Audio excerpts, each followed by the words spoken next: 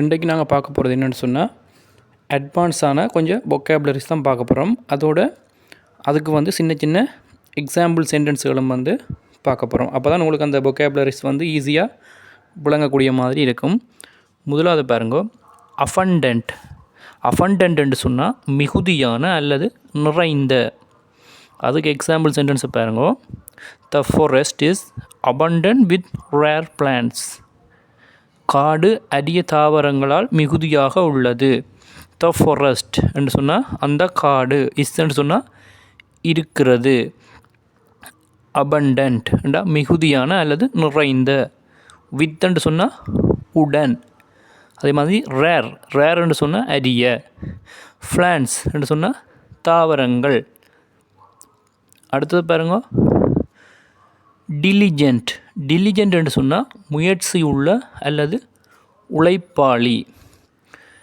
He is a diligent student. அவர் ஒரு முயற்சி உள்ள மாணவன். இதில் பாருங்க, ஹீ என்று சொன்னால் அவர் அல்லது அவன்.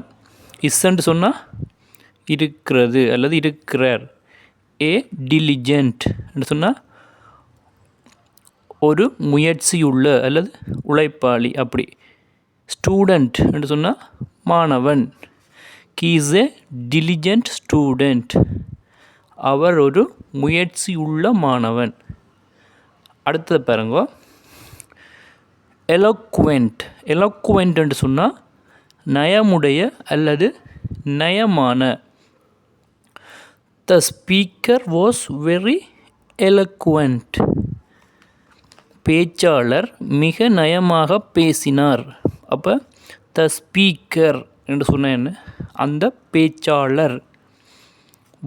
வாஸ் என்று சொன்னால் பாஸ்ட் டென்ஸில் வந்து நடந்த ஒரு விஷயம். வாஸ் என்று சொன்னால் இருந்தது என்று சொல்லி அந்த மீனிங் பெறும். வெரி எலோக்வெண்ட் என்று சொன்ன என்ன, மிகவும் நயமான. The speaker was very eloquent. பேச்சாளர் மிக நயமாக பேசினார். அடுத்தது பாருங்க, ப்ரீவலஸ். ப்ரீவலஸ் என்று சொன்னால் என்ன, அற்பமான அல்லது முக்கியமற்ற. Stop wasting time on frivolous matters. அற்பமான விஷயங்களில் நேரத்தை வீணாக்காதே. இப்போ பாருங்க, ஸ்டாப்னு சொன்னால் என்ன, நிறுத்து. அதே மாதிரி வேஸ்டிங் என்று சொன்னால் என்ன, வீணாக்காதே. டைம்னு சொன்னால் நேரம். ஒன் ப்ரீவலஸ் என்று சொன்னால் என்ன, அற்பமான அல்லது முக்கியமற்ற. மேட்டர்ஸ் என்று சொன்னால் என்ன, விஷயங்கள்.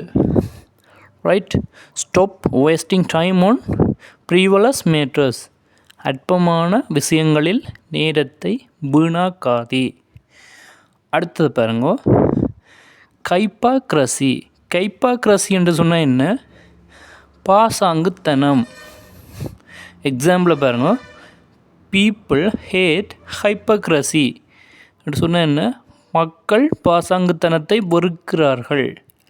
அப்போ பீப்புள்னு சொன்னால் என்ன, மக்கள். ஹேட்னு சொன்னால் வெறுத்தல். ஹைப்பாக்ரசின்னு சொன்னால் என்ன, பாசாங்குத்தனம். ரைட். அடுத்தது பாருங்க, இனேஃபபிள். இனேஃபபிள்னு சொன்னால் என்ன, சொல்ல முடியாத. எக்ஸாம்பிள் பாருங்க, the beauty of the sunrise is ineffable. அப்போ சூரியோதயத்தின் அழகு சொல்ல முடியாதது. The beauty of the sunrise என்று சொன்ன என்ன, சூரிய உதயத்தின். என்று சொன்னால் இருக்கிறது. சன்ரைஸ் என்று சொன்னால் என்ன, சூரிய உதயம். அதைத்தான் நாங்கள் சன்ரைஸ் என்று சொல்லுவோம். ரைட். அடுத்தது பாருங்க, ஜீடிசஸ். ஜீடிசஸ் என்று சொன்னால் என்ன, புத்திசாலித்தனமான.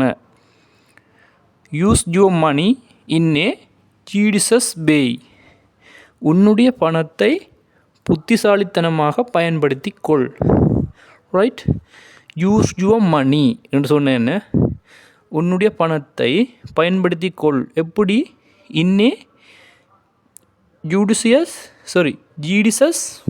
வேன்னு சொன்னால் என்ன? வழி. அடுத்தது பாருங்க, மெடிக்குலஸ் என்று சொன்னால் என்ன? மிகுந்த கவனத்துடன் செய்யும். Right? she is meticulous in her work. அவள் தனது வேலையை மிகுந்த கவனத்துடன் செய்கிறாள். அப்போ சி என்று சொன்ன என்ன? அவள். இஸ் என்று சொன்னால் இருக்கிறாள். ரைட்? எப்படி?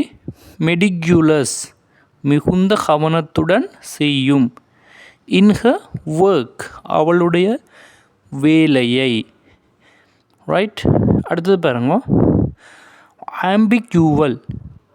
ஆம்பிக்யூவஸ்ன்னு சொன்னால் என்ன? தெளிவில்லாத அல்லது குழப்பமான. His answer was ambiguous. அவரது பதில் தெளிவாக இல்லை. இப்போ ஹிஸ்ன்னு சொன்னால் என்ன? அவருடைய. ஆன்சர்ன்னு சொன்னால் பதில். வாஸ்ன்னு சொன்னால் என்ன? இருந்தது. ஆம்பிக்யூவஸ் என்று சொன்னால் தெளிவில்லாத. அப்போ அவரது பதில் தெளிவாக இல்லை அல்லது தெளிவில்லாமல் இருந்தது. கடைசியை பாருங்க, இம்பெக்கபிள் என்று சொன்னால் என்ன? குற்றமற்ற அல்லது பிழையற்ற. ரைட்? Performance was impeccable. அவளின் நிகழ்ச்சி குற்றமற்றது. கேன்னு சொன்னால் என்ன? அவளுடைய. பெர்ஃபார்மன்ஸ்ன்னு சொன்னால் என்ன? ஒரு நிகழ்ச்சி.